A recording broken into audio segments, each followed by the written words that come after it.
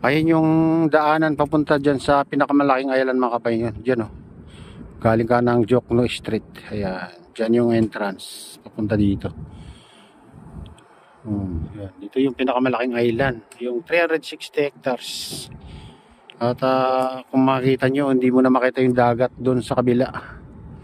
At dito naman mga kabayan, mayroon ng bagong ano dito. Mayroon ng bagong tulay na nagkukonek dyan sa kabilang island mga kabayan. Ayan. Bago pa lang, hindi pa tapos. Oh, bali nung nakaraan ay poste pa lang yan mga kabayan. Yung dalawang ano, foundation na kulang pa nun. Ayan. Mayroon ng ano, mayroong pinaka-saig na mga kabayan. Ayan. Nandun na yung crane sa gitna. Ayan, malapit na rin matapos. Ayan, papunta dyan. Papunta dyan hanggang dun. Sa ilan na dyan.